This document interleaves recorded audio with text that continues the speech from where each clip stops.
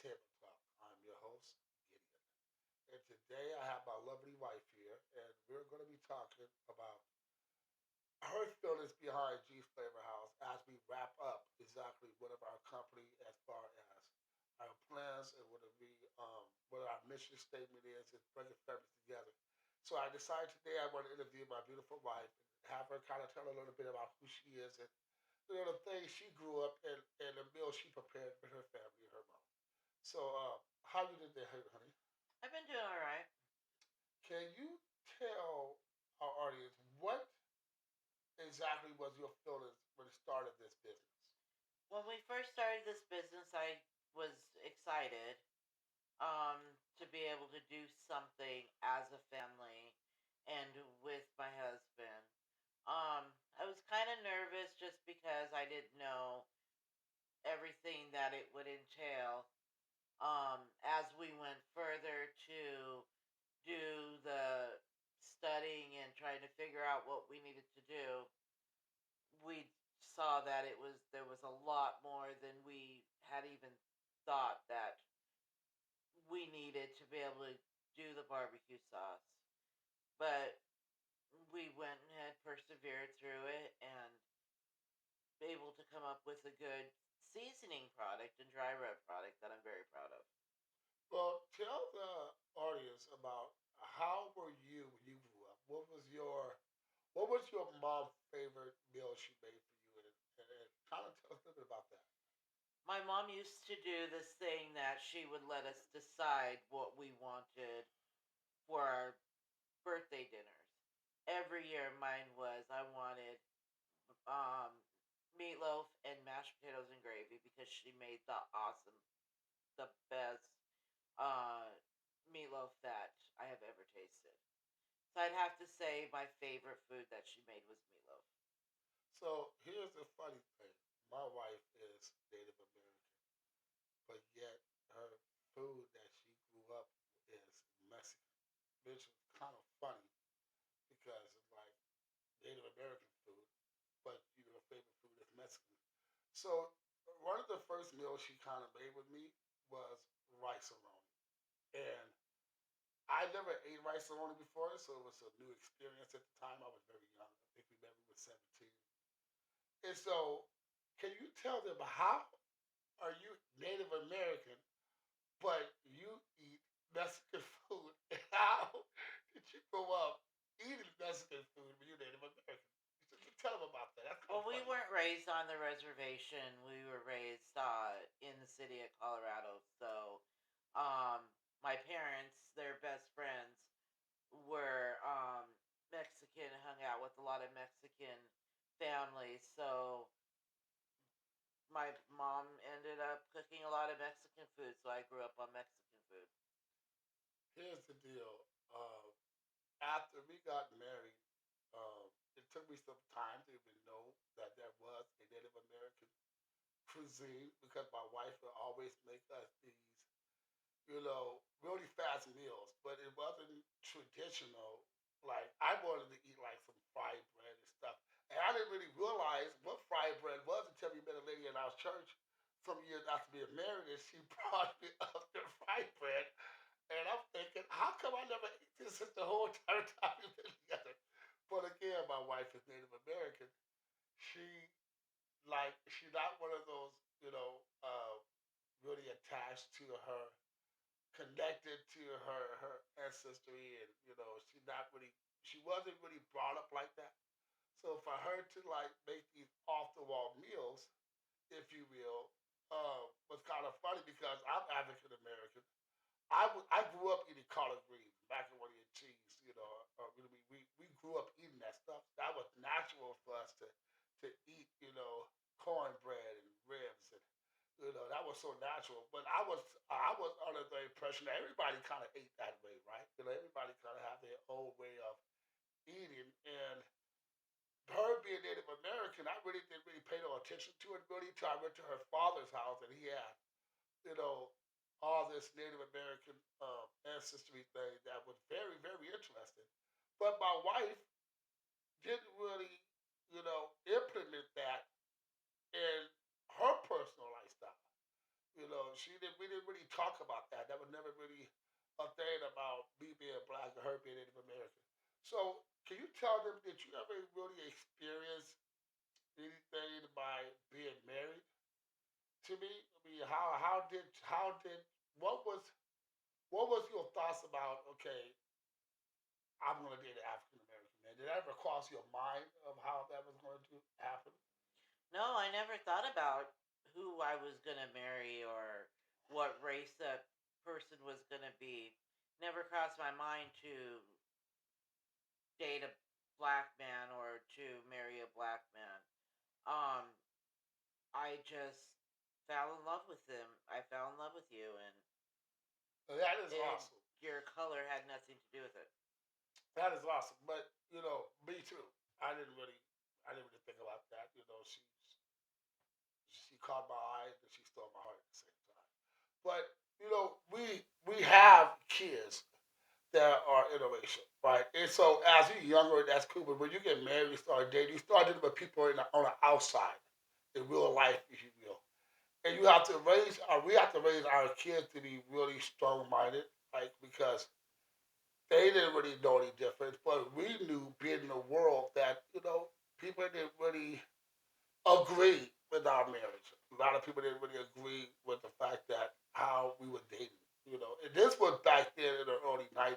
So um, now that we grew up, like I said, traditionally my family ate African American food, soul food, if you will. My wife, she's on her dating side, and so we had to like our meals are very integrated in how we eat and how we prepare for our children. So one of the things my wife makes that is just delicious, just awesome, is her enchiladas.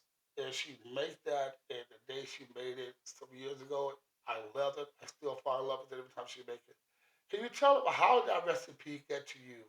And is there a background to your story of making it? I actually learned how to make those enchiladas from my mom and from my uncle.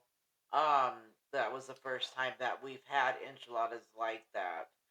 Uh, it's definitely not traditional enchiladas. Um, but we made it together. We made it together often. Um, and when we would cook together, I remember we'd listen to music and sing and dance and have conversations, much like I do with my own daughters. So, do you think that's really important, a part of you being a mom, to really install that cooking with your daughters and your sons? Did you really believe that this was going to be an impact of their life as you teaching them? But there's anything that ever crossed your mind, like, okay, I'm doing the same thing my mom did for me, but I'm doing it for my children? It does. It brings back memories when I cook with my girls. Not so much my boys, but with my girls. Because like I said, that was something that we did. I did growing up with my mom, and it just makes it more. It makes it special to put that joy. Ask, talk, have conversations, see how each other's day was, and gives us time to spend together. Um, and it just makes mealtime even that much more special. So, you see the impact of your teaching your kids how to cook and everything. As far as family goes, what do you think is the most valuable thing you can teach your children? And how do you think that that will be able to help them in the future? Like, what is the number one thing you hold core that you love to teach your children? The most valuable thing that I think to teach your children is to love your family, spend time with your family, um, just be there for one another. Um, I think that there's so many there's so many things in this world that can get you sidetracked and take your attention off of your loved ones. And so to use things like, cooking and dinner time and washing dishes and stuff like that, if you use those for more than just doing a chore or doing something that's necessary, you can find special moments together. So by doing that, um, what do you think is missing out of today's family? What do you think is really going on? You look at how today's family is. What do you think? What do you think is missing? I think the biggest thing that's missing in the family is that with technology and with schedules the way that they can tend to go, the families aren't eating together anymore. They're not conversating.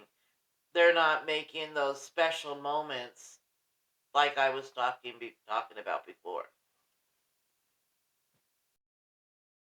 Okay, so I know in my family, I grew up in a big family. I got about five sisters and three brothers, and my dad was previously married, so there's like two or three other siblings.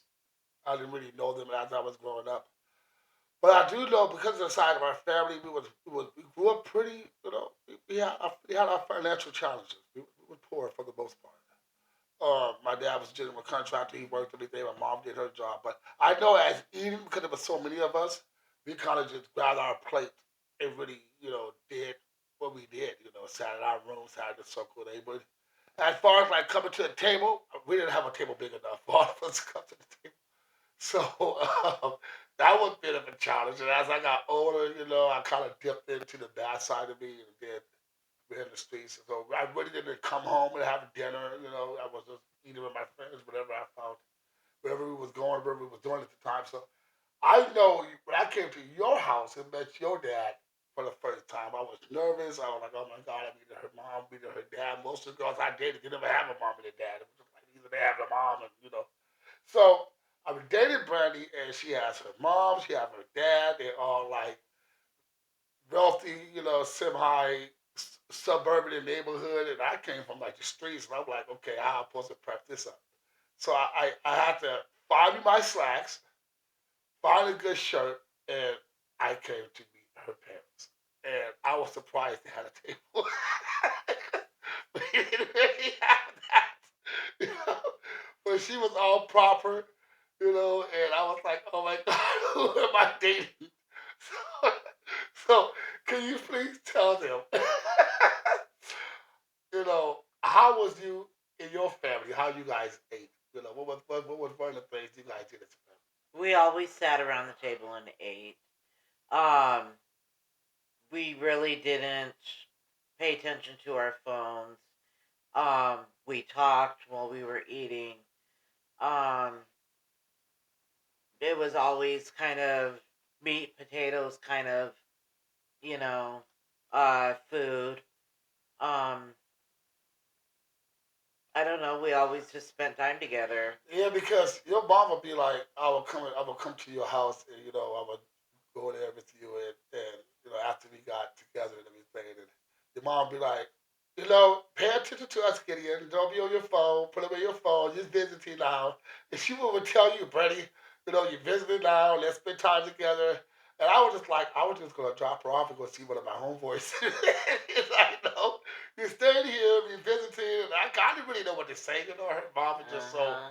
proper. Your parents were just so organized. Your dad was sitting in his chair, having his remote, and I would be like, "Oh my God, what am I stepping into? This is so not what I'm comfortable with." So I know your mom was big on putting away everything. Do you think that that is one of the things that is the reason why really you wanted the kids to be the same way?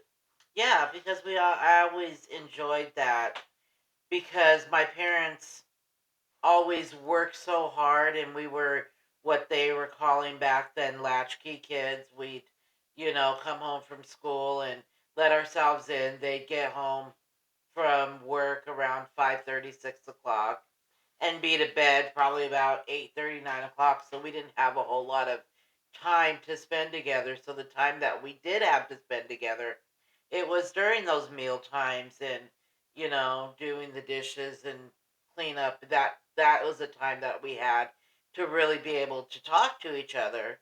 And I always found value in it. So of course that's what I wanted my kids to experience also, because those are good memories for me. Um, so I've always kind of been good at, wanting to have dinner times and wanting to have times that we cook together, and I just always found the value in it. Your mom was really traditional. She wanted to have a big Christmas. Every time I would come over for Christmas, she had the tree set up. She wanted to have like the kids, Santa Claus for the kids, and Easter bunnies. And she was really like traditional. She was really all about bringing her family together, and I really appreciated that so much about your mom. On my end, my mom was kind of the same way, but she had like 10 people to feed, A lot of and kids, back a then lot of that was mouths. tough to be able to feed 10 people. And I'm thinking, like, wow, my mom really broke her back. She really put food on the table for her and my dad. And, you know how things you do with your siblings, like now you're an adult, you'll never do? We would like eat cereal out of the same bowl. My dad would get four spoons, me and my three brothers, in a big bowl, kind of like a pot, and they would throw cereal in it. And it would be like, there you go, that's your breakfast. And my sisters would be the same way. And now that I'm an adult, I could not even eat cereal like that, guys. I would not eat cereal out of a bowl shared with somebody else, right? You just don't do that these days. That's just disgusting. But as kids, you don't really know no better. You like, yeah, you got your spoon. We used to like fight over this bowl and have milk all over each other. It was so crazy now that I realize it. Like, damn, I see my kids do that. I'm like, you better clean that up right now. Ain't no ifs and buts about it. So as I got older and seeing, you know, I grew up, I did really with the streets, and here I am now. I'm with this young lady at the time. Man, it's amazing how far you think back where you've been and where you at and where you're going. So now that you're an adult, you know, how do you find yourself spending time with your girls? Like, how do your sons? What is important to you? How do you find those times to be able to spend with your daughters? We do things like I said. We cook together. We clean together. Um, we go to Starbucks together. We um, plan dates out. That my one daughter really likes to do pedicures, and so she's the one that I go and get pedicures with. My other daughter, she's a huge fan of cooking and baking, and she teaches me how to bake, and she teaches me how to do some of the things that she does. And my youngest daughter, she likes to go out to dinner, or go out to Mexican food with me. So we go to Mexican food together, or we go shopping.